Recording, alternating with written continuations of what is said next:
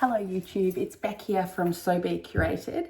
I thought I might do a video that I haven't done for a while, and it is to show you my vintage finds recently. Now this is from anything that's arrived or I've sourced in the last week. And I specifically kind of wanted to do this because I taught a class on Friday, which was textile collage at my shop. And lots of people were really intrigued by where to get things from and where I'm sourcing stuff from. Now, I have a couple of advantages over the average sourcer, I guess, or not necessarily other shops, but definitely other, like when I was an individual sourcing, is one, I can buy in bulk because we put together lots of kits or I put together lots of kits. And secondly, three things then.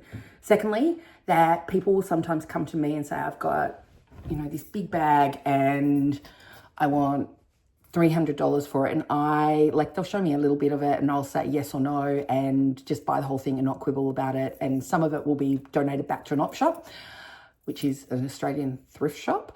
Or, sometimes you get really lucky and it's all really great, but I can do that, which as an individual, I probably wouldn't have done that. $300 seemed like an awful lot of money on vintage textiles that I might not have even wanted, like the specifics of. But, so the scale of operations for both those points changes things. But thirdly, I have a beautiful friend that I've made through the shop, and she loves the hunt. She just loves the hunt, but she lives in a small house and she's not really after the things for herself so much anymore, but she is happy to source for me. She knows what I like, and she sources all sorts of things. Occasionally she'll get something that I just think is a bit weird, and it is invariably the thing that people go the most nuts about. But, each to their own, right? Each to their own. So this one is going to be shown first. And the reason I'm talking to camera rather than showing down, I will show some down when I get to the textiles, is because there's a couple of things that just won't show up. Like if you're looking at that, you'd be like, Anyway, on the weekend in Newcastle, New South Wales, Australia, there is a market. I'm not sure. I think it's called the Wickham Market, but I would actually say, it's probably in Wickham, corner, like the edge of the suburb of Wickham and Islington. And it's almost like a car boot sale, I would think. Like people drive their cars in, set up, and, there's lots of junk. And there's some vendors that are asking awful lot for things that I think is junk. And then every so often you find some really great stuff. So now that I say that though, I actually got this from Coliseum Antiques. So I'm going to put that away. I'll show you the couple of big things that I got from the Wickham Market that won't do flat lay. And then I'll show you from the next things. So the first thing I got was this. It is a beaded, magazine rack. The roses, I just love. I love its handle. I love the whole thing. It will be great for putting things in the shop. I may sell it. I may not. It may be a shop prop. I don't know. I just loved it. It was $5. I thought that was bargain. You may be looking at that thinking, oh my goodness, that is ridiculous. But I thought that was an absolute bargain. What else did I get? I love Wade Heath. We have some for sale in the shop. I have some around my own house. This kind of little pot, I would either put like pins and safety pins, or like zipper charms if I've got a few that I'm making pouches with at the moment in there, or make it into a pin cushion. But I think he was $1. And that was also the Wickham Market. So that's great. So at that market, you would absolutely, I found this one for $1.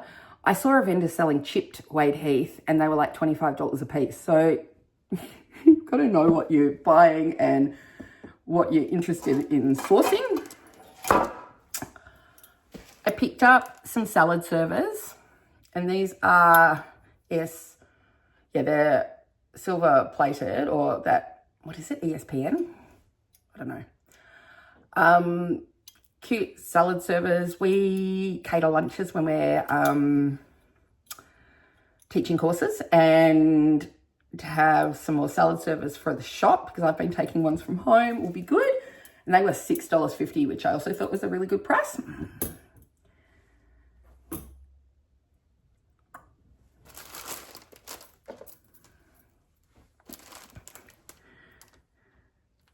I love these little blue and white china things from Holland. I have a lot of the shoes, and they're on the wall of curiosities in the shop. I have one little iron, but I found this other little iron, and he was 50 cents. So I thought he was very cute, and he'll be going, on the wall at the shop. Just a cute little curiosity. And then the last thing that I have to show you the pickup, rather than do down camera for, is this bling. So I'm going to blame Kate in the Nest for this. She has certainly made me embrace my bling a bit more. So I wasn't sure about this one.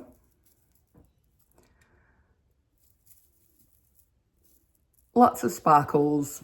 It was kind of cool. I think it was, the price is gone. I think it was $5. I used, when I went and did Kate in the Nest course, so this is well outside my comfort zone of the way I sew. It's probably not Kate's way of sewing either, but it was my attempt at doing her style. So I used lots of beaded things, and she's right into the texture of things. So I've now started collecting blingy things. Do you know what? Don't know what I'm going to use them for. And in that vein, I also picked up this pinky kind of metallic trim. This was $1. It's not elastic, just an old trim, and I thought that could be really nice on something as well. Okay, so that's what I got from Wickham Market, showing like that. And then I've got a couple of things from Coliseum Antiques, which is a great kind of vintage antique shop near me, but there's lots of little vendors in it.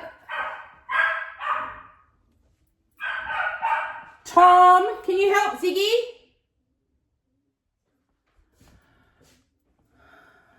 So Ziggy Bagel has decided that he can work his dog door absolutely fine. If you bring a treat out, he's through that dog door in a second. But if he doesn't want to come through it, he will just bark at the door, even though he can come in, until somebody goes and lets him in.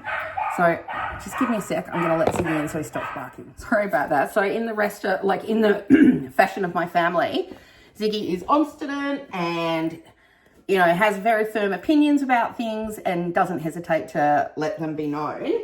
And say hello to the camera. He's also my little shadow. Here's Ziggy. He's a big boy now. He's almost 6 months old. And I adore him. Do not bark. Coliseum is an antique kind of vintage store. It's got lots of little vendor booths. Some of them are good, some of them are not so good, or not stocking what I like. The owner of Coliseum, she's right into, so owner of the business, I think, that kind of has all those shops under it, is right into sewing stuff, and she has a massive collection of sewing stuff herself, but most of it's not for sale. She does sometimes sell bits and pieces of it, but in one of her little display cases, I saw this. I've never seen anything like it. It's a little needle book. So this is just a little mirrored piece that has been put onto leather, and then ribbon has been used inside to be a needle book, and they're all pins and they're really rusty. I've been in there for a while, but I just love that. And so that came home with me. And it makes me really happy. So also from there, I got an enamelware platter. I like the big ones. I like to put them on the wall in the shop. I think they're great. Normally I don't love purple, lavender, purple and brown, but I do like brown, but I don't know, this one spoke to me and I like that. And I think he'd been there a while because he's super dusty. I think $15, which is about what I'd pay if I found it in the wild, kind of like at a market or something, or an op shop. You might pick it up a bit cheaper, but it's enamelware's not cheap anymore. And then I also got this tin that I tried to show you before. It was $5. I love a green tin. This one says, can't read that. It's got a, you know, an old label for some sort of type of food. I might use that as a riser in the shop, like to put height in displays, but that green color will always come home with me pretty much. And then the final thing I'm going to show you in this kind of view is this little trio. Love a polka dot.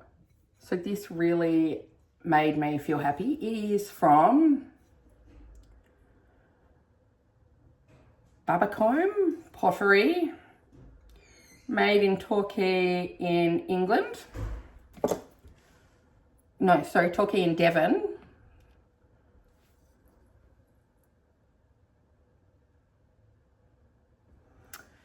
And teacup with a saucer and a plate. One of the YouTubers I've been really enjoying as of late is, I want to call her Java Barrere, but that's probably not her name at all. I'm going to link her down below. I will absolutely link her. She just an online course doing the story of her home, I think it's called, or the story of your home. And I'm quite tempted to do that. She's quite eclectic in what she likes. She's an artist. She's got young kids. Shows you around her home. I love to sticky bake in other people's homes. And I just really enjoy her aesthetic, which is very like vintage, kind of collected, all the things put together in a way that is authentic to her. And I've been really enjoying her YouTubes. I enjoy her Instagram a lot. And she has a very, it's super unpretentious, but a very kind of collected style. So just lots of little bits that don't necessarily match. And so in the past, I might have seen a teacup like this. For the shop, I would have absolutely bought it. We've got beautiful teacups if the ladies are having cups of tea. But for at home, I probably wouldn't, because one, what am I going to do with one? And then I just decided, you know what? I'm going to enjoy my cup of tea and maybe my toast on my blue polka dot plates, and it'll probably make me really happy. So I got those as well. Okay, I'm going to turn you around so that you've got a view down, and I'll show you the textiles that I collected and the sources. Okay, so now we'll move on to the textiles that I picked up. And I'll tell you where I got them from. See those three elsewhere. Okay, all of these came from, where did it come from? The Wickham Market. So this one, oh no, that one, not that one. This one I really like. I've never seen anything quite like it, with the like the bobbliness of those flowers. Really good for on textile collage. I just thought they were excellent. Love a bit of pink, love a bit of yellow, and also this beautiful crochet or crochet doily with that beautiful vintage green. And none of this has been laundered yet, so that's looking pretty grotty and dirty. And then from the same vendor at the market, I picked up this hand-done white or cream cut work.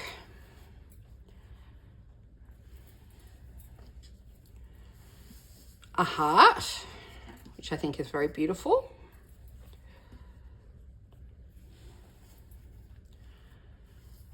Two pairs of birds.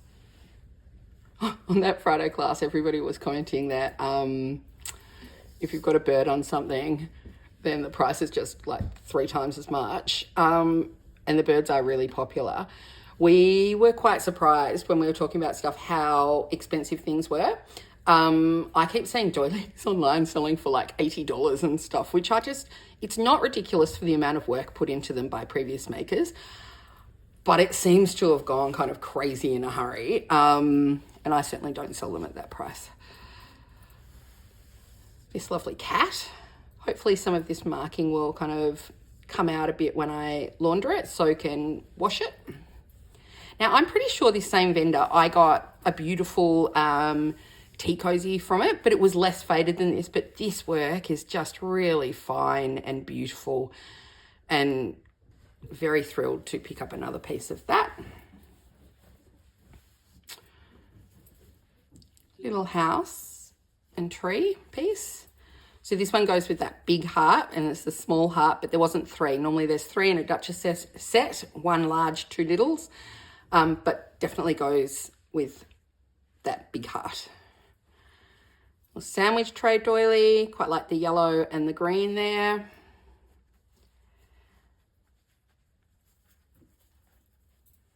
Pinky mauve with green and brown. I think that's very pretty. Another one of the house and the trees. Very sweet pink flower. It's a lovely large one that's got blue, green. Like these vintage colours just really speak to me at the moment. Partly because I'm obsessed with vintage, I guess. Another lovely one in green, pink and blue.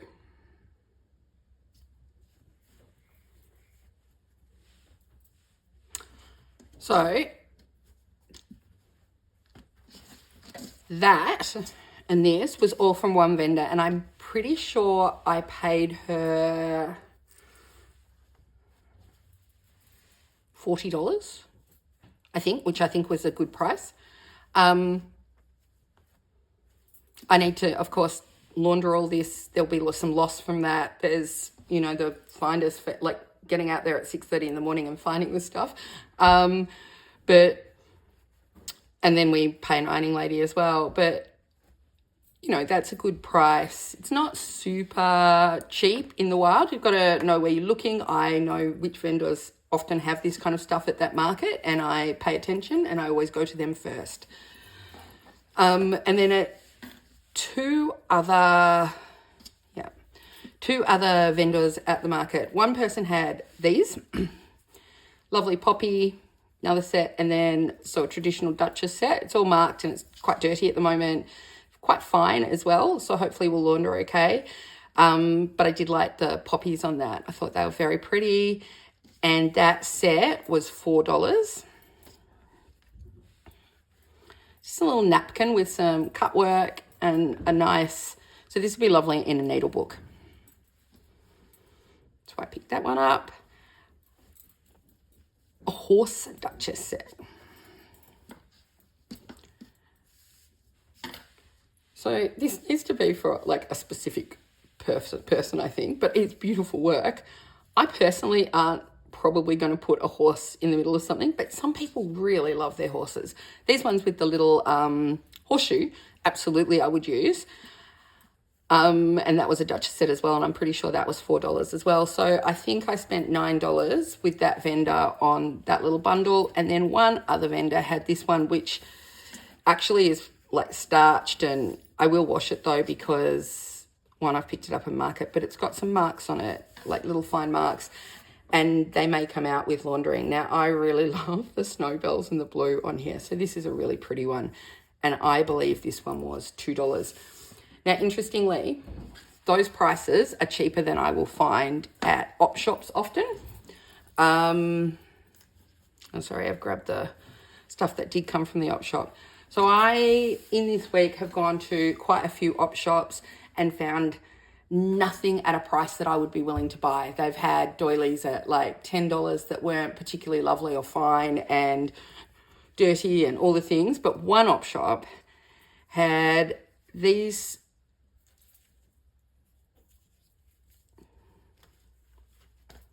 four little bits, and the guy gave them to me. They've marked it $1, but I'm pretty sure he gave me all 4 for $2. And then this tablecloth, which is lovely. I'm obsessed with cross stitch at the moment. And sorry, there's some birds having a party on our roof, if you can hear that. And it's got some marks on it as well, so it needs a good soak and see what happens to it. I'm pretty sure this was $2, maybe $1. Anyway, that's lovely. But that is a lot of time looking in op shops, like, because most of the op shops had nothing that I would have been willing to purchase. Oops. One, that I thought was nice, and 2, that I thought was a price that I would be interested in paying. I also picked up some linens from various other sources as well. So these 2 came from Coliseum. So not everything I purchase is super cheap. I've never seen these colours. Would that be, is it a poppy? I think it's a pansy, actually. And it is just like seed stitched really finely. And I thought it was really beautiful work. And then this one as well, like a big one. And I'm pretty sure that set was $15. Now, that is cheaper than you will find it with online sellers for sure. And that's at an antique shop or vendor. That was good value. All this stuff, so it's one particular vendor that I like in Coliseum that often has the textiles. It can be various price points, but, sorry, that's probably reflecting badly. This one was good value, interesting to me, and I think would just make, I'll probably use some of that and put some of it into kits. Add value and beauty to those kits. So that's what I'm looking for when I'm looking for textiles, things that are a bit different and things that spark joy in me, and these definitely did. So happy to pay $15 for those in that venue. If I'd found those dirty in an op shop, but these have been laundered and they're beautiful, probably wouldn't have liked to have spent $15. And then from that same vendor, I picked up these. So I've got lots of French laundry tags. I thought that this was a B. And I might put in some, I dropped into Coliseum because they had shared a photo and it had a strawberry cross stitch. And I thought, oh my gosh, how amazing is that? And I went, and it wasn't unreasonably priced. It was a set of 7 old, I think, French tea towels with the days of the week. And one of them had a strawberry on it, but the others had different fruit. And they were all lovely, but I'm obsessed with the strawberries. And I think it was $126, which is, getting up there, obviously. They were beautiful. And if they had have all been strawberries, I probably would have bought that for my own use. But they weren't all strawberries. And, thinking about it, we sometimes get in Ruby Star Society tea towels, and they're $20 a pop. So to have a beautiful vintage one, I don't think it's unreasonable for that price, but it's certainly not a price that I can afford to include bits that I don't need being a funny word there, for myself in kits. I was purchasing to have all of that product, and I did love it all. I just wasn't willing to do that with the non-strawberries. If it had all been strawberries, I would have absolutely paid that price. And then I got also this week a delivery from Lavender Lane Collectibles, Lavender Lane High Tea, I'm not sure. I picked up a beautiful cross-stitch tablecloth from, I believe her name's Judy. Her stuff comes, it's beautifully laundered. So it does have some marks on it, but I'd probably use that in something, so it's going to get cut up. So obsessed with cross stitch. I'm working on some cross stitch behind the scenes because it's kind of secret squirrel business at the moment. And then also this lovely one here that's got beautiful embroidery. So all the 4 corners are done like that. And then it's got this lovely blue trim on it, which really pushed it over the edge for me. I needed that. So I bought those online from Lavender Lane High Tea, Lavender Lane Collectibles. I'll try and link her down below as well. And she is an Instagram seller. So I think that is all that has arrived. I'm just going to turn you back around again. So just some final thoughts about sourcing. You need to be on the ground looking. If you're after like your own collection of beautiful things, you need to be on the ground looking regularly for things. So I will attend that Wickham Market. I am dropping into any op shop that I have the opportunity to. When I'm driving anywhere, I'm kind of making sure I do that. I really enjoy that as well. Like I love the find and the beautiful things that you might come across that aren't easy to get. Like it's not like you can just go and buy them anywhere. Like there's that element of surprise and joy in them. So on the ground, you need to be doing it. Op shops aren't necessarily the best place, I think. Lots of them are really expensive. I think they potentially put their textiles away for people that maybe have asked about it. And I never asked to do that. But they don't seem to have a lot at the moment, in my opinion. I think sometimes vintage stores or like antique kind of places have some good good pieces. They are at the more expensive end, obviously, but I think they're worth it often for their uniqueness, or like sometimes they've been sitting around in there for a while as well. Like not the vendor that I got those things from, but because they might have been there a while and then they're priced from a few years ago, and the price of vintage textiles has really moved. I actually find it really hard to source at prices that I can sell at now, even though I'm doing all these things. I also look online at sellers like Lavender Lane, and she puts together beautiful things, but also it's very clean and very lovely to deal with. There are other vendors, like I've mentioned before, purveyor of reclaimed textiles. So her stuff is much more just throw it in a bag and it'll arrive. It needs to be laundered, it needs to be looked after. And sometimes, like, you know, any time that you buy like that, sometimes you just are thrilled at the beauty of the things that you get. And sometimes you're just like, that was a bit of a waste of money. So that kind of thing. But I'm tending to buy from those kind of places for my own use or my own collection. Pressed linen online as well. I still purchase from her, and period bits and frippery. Now these are Australian kind of Instagram sellers. So if you're not in Australia, I'm not sure if they post overseas. I think Pressed Linen does, but they are collecting themselves and then selling. So like for me, if I'm collecting to put into kits, that's not generally the price point that I can afford. Sometimes it is. Sometimes they'll have something that I really think is worthwhile, or it will elevate a kit. And like when you're putting a kit together, you can afford to take a loss on some bits of it to make the overall kit beautiful, because you might pick up some other bits at a really good price. If I'm getting quilts or quilt blocks, occasionally I pick them up in Australia.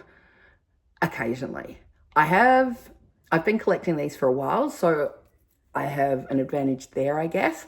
But I'm looking online. There are like Etsy, eBay, but there's Instagram sellers as well. So if you're in the US, or that's where you'd mainly get that kind of thing, the UK online sellers, they have beautiful product. But it's often just unaffordable because of the price of postage. Not because, I mean, sometimes the textiles are expensive, but just the cumulative cost of it becomes ridiculous. Now, I do absolutely buy from some of those. Some of them don't ship outside of the UK or the US, but that's more for me, not to include in kits. When I'm making a kit, so I try not to buy anything that I wouldn't love to make with myself. When I'm making a kit, I want it to be something that I would be happy to create with. So, and I know that people, like we get letters back from people saying how beautiful their kits were and how much they've adored what we've done. And so I know people appreciate that. And we also get lots of repeat custom. And I also know that they sell out really quickly often. And I'm sorry about that. That's just the way it is. Like they take a long time to put together, like in sourcing, in cleaning, in kind of curating it together. And I just don't have more time to do it. I do them as quickly as I can, but we also have lots of beautiful, beautiful quilting fabrics. So, you know, we're dealing with that side of the business as well. So anyway, I hope this video was helpful to somebody, or you just liked seeing what I've been collecting lately, and you might see some of them pop up in kits or in my own work. Okay, happy creating, happy stitching, everybody. Thank you so much for being here. I did notice somebody brought my attention to that I am nearly at 5,000 YouTube subscribers. Now, my children will be dying a slow death somewhere that I'm mentioning this, because when I got on YouTube, like I needed help. I didn't know how to upload my video or all of the things. And one of my sons said to me, if you ever say like, subscribe and comment, you can't be my mother anymore. Now, I haven't said that, I don't think, but I do really appreciate the likes and the comments and the subscriptions. So thank you for being here. I really appreciate it. Hope this video was helpful. Happy stitching.